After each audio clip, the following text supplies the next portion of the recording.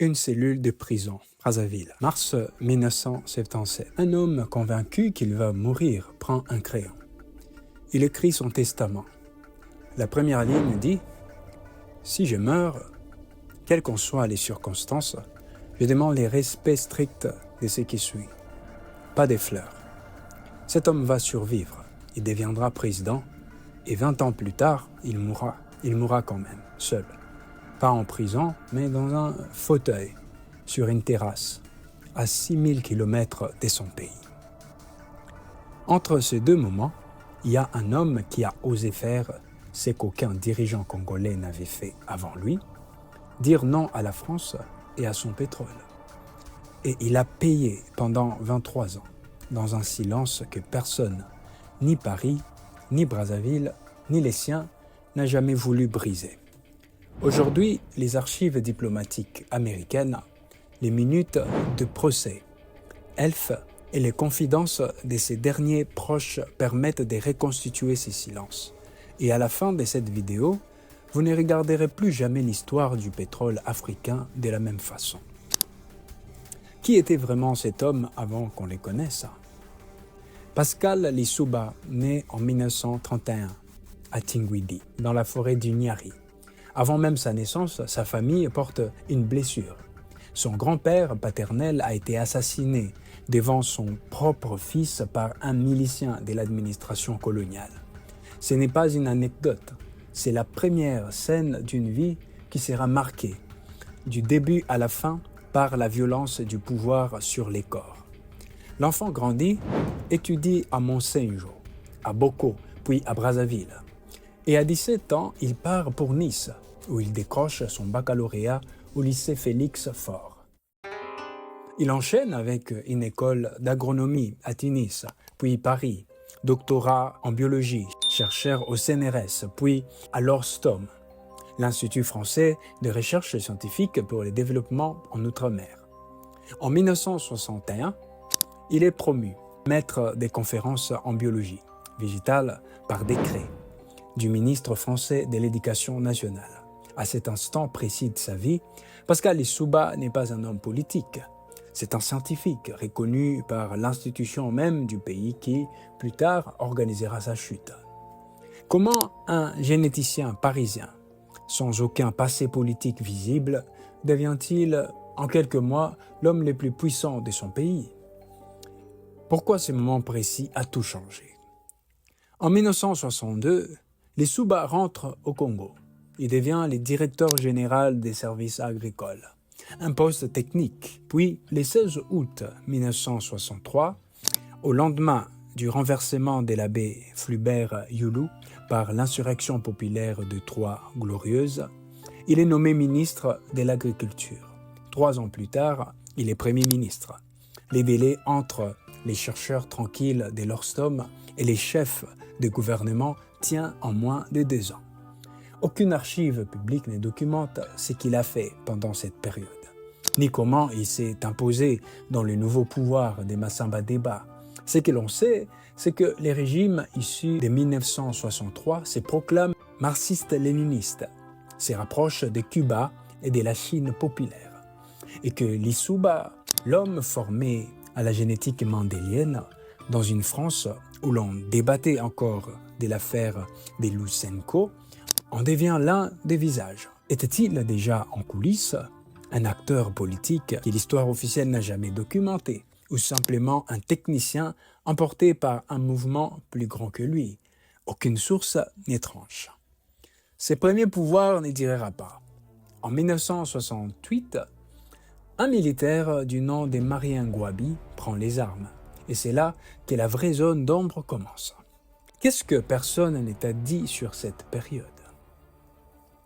Après les coups de 1968, Lissouba n'est pas exécuté. Il n'est pas même exilé. Il reste un temps au gouvernement Ngouabi comme ministre d'État. Avant d'être écarté, il devient professeur de génétique à l'université de Brazzaville, puis directeur de l'école supérieure des sciences. Mais en 1973, 5 ans après avoir perdu les pouvoirs, il siège encore au comité central du Parti congolais du travail. sous des régimes qui éliminaient des adversaires bien moins gênants que lui. Lissouba survit, enseigne, reste même associé au sommet du parti unique. Aucune archive accessible n'explique sous quelle protection. Et puis vient 1977. Le 18 mars, le président Marien Ngouabi est assassiné. Quelques heures plus tard, quelques heures seulement, Pascal Lissouba est arrêté sur ordre direct du ministre de la Défense de l'époque, un certain Denis Sassou Nguesso. Le 25 mars, une cour martiale les condamne à mort pour complicité dans les complots. C'est dans sa cellule qu'il écrit ses testaments dans la première ligne. Ouvrez cette vidéo. Il ne sera pas fusillé. C'est l'intervention personnelle du président gabonais Omar Bongo auprès de Sassou Nguesso qui lui sauve la vie. Cette phrase, il la répétera des décennies plus tard à son ancien directeur des campagnes, Marc Mapingo. Une phrase qui résume à elle seule toute la relation avec les pouvoirs congolais. Il dira qu'en 1977, Bongo lui avait sauvé la vie et qu'en 1997, ces mêmes Bongo allaient les lui reprendre. Qui d'autre savait et s'est tué? Après sa libération, Lissouba part en exil en France de 1979 à 1990. Professeur à Paris, consultant pour l'UNESCO entre Paris et Nairobi. Puis vient la vague démocratique du début des années 1990. Il rentre au Congo en février 1992. En août, il est élu président avec 61% de voix au second tour, face à Bernard Kolela. Mais l'État qu'il hérite est en ruine. Une dette de 6 milliards de dollars, des fonctionnaires impayés depuis 5 mois, un pays d'à peine un médecin pour 9000 habitants. En mars 1993, son gouvernement demande à Elf Congo, la filiale locale du géant pétrolier français qui exploite l'essentiel des gisements au pays, une avance de 200 millions de dollars sur les recettes futures. Elf refuse. Comprendre ce refus, c'est comprendre toute la suite.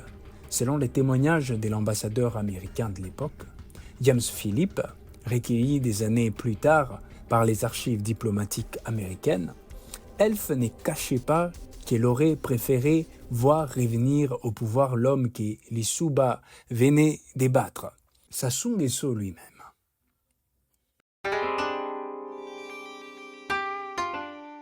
Privé de l'aide d'Elf, Lissouba se tourne vers une compagnie américaine concurrente, Occidental Petroleum.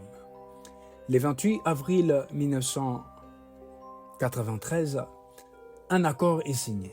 150 millions de dollars versés au Congo, gagés sur la production future des 2 champs pétroliers, dont l'un, Kossa, est l'un des plus prometteurs gisements d'Elf en eau profonde. Pour la première fois depuis l'indépendance, une compagnie étrangère à la France met les pieds dans ce que Paris considérait comme la chasse gardée. La rupture est immédiate. Une première guerre civile éclate dès 1993, opposant déjà les milices naissantes, plus les 2000 morts en un an. Et c'est là que les archives judiciaires du procès Elf, ouvert en France en 1994, révèlent les détails les plus dérangeants de toute cette histoire. Selon les minutes de ces procès et les enquêtes journalistiques qui en ont découlé, elle n'a pas seulement soutenu les adversaires de Lissouba, au moment même où la guerre finale de 1997 se prépare. Des cadres de la compagnie négocient également avec Lissouba lui-même les financements d'un arsenal destiné à les maintenir au pouvoir selon les sources disponibles. Elf finançait les 2 camps à la fois. Et là, vous vous demandez peut-être comment une seule entreprise peut armer simultanément un président et les hommes qui s'apprêtent à les renverser. La réponse tient en un mot. Le pétrole ne choisit jamais des camps, il choisit les vainqueurs après coup. Le 5 juin 1997, À 5h45 du matin, des blindés encerclent la résidence des Sassou Nguesso à Brazzaville, sur ordre des Lissouba. C'est les débuts de la guerre finale. Pendant 5 mois, les pays s'effondrent. Jusqu'à 10 000 morts selon certaines estimations, près de 800 000 déplacés en octobre. Environ 3 000 soldats angolais franchissent la frontière depuis l'enclave de Cabinda pour appuyer Sassou Nguesso. Le 11 octobre, l'aviation angolaise bombarde les palais présidentiels. Le 15, les Souba s'enfuient via le Gabon vers Londres. Sa famille se disperse, car en décembre 2001, jugé par contumace à Brazzaville, Lissouba est condamné à 30 ans de travaux forcés et à une amende de 25 milliards de francs CFA pour avoir, selon l'accusation, bradé le pétrole congolais dans les contrats occidentaux. L'homme qui avait tenté d'arracher son pays à la dépendance pétrolière française finit sa carrière politique condamné pour trahison par un tribunal du régime que cette même dépendance avait aidé à remettre au pouvoir. Il s'installe ensuite à Paris, puis à Perpignan, dans les Pyrénées-Orientales, une région qu'il dit aimer pour sa verdure et ses montagnes.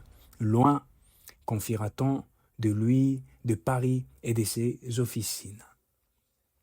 C'est sur cette terrasse de Perpignan qu'en 2009, assis dans un fauteuil, il confie à Marc Mapingo une phrase étrange qu'il partirait après 4 personnes précises.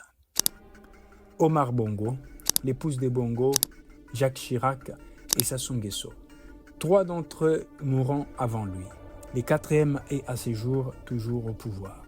Et dans ces dernières années, atteint de la maladie d'Alzheimer, les Souba se referment peu à peu sur sa famille, sur ses visiteurs, sur le monde. Il meurt le 24 août 2020 à 88 ans dans un domicile à Perpignan. C'est son fils Jérémy qui annonce la nouvelle par un simple message publié en ligne. 23 ans de silence, aucune mémoire publiée, aucun témoignage télévisé exhaustif sur ce qu'il savait réellement du rôle d'Elf, de la France, de Bongo, dans sa chute, les rares confidences qu'il a laissées et les a données à un seul homme sur une terrasse, loin des caméras. Pourquoi ces silences ? Aucune archive ne les dit avec certitude, mais ces silences racontent à lui seul quelque chose qui dépasse les destins d'un seul homme depuis l'indépendance. Le pétrole africain n'a jamais appartenu entièrement aux dirigeants africains qui les gouvernent. Il appartient à ceux qui peuvent financer une élection et, le moment venu, financer aussi la guerre qui l'a défait. L'histoire de Pascal Lissouba, c'est l'histoire d'un homme qui a cru que la science pouvait se transformer en pouvoir sans en payer les prix.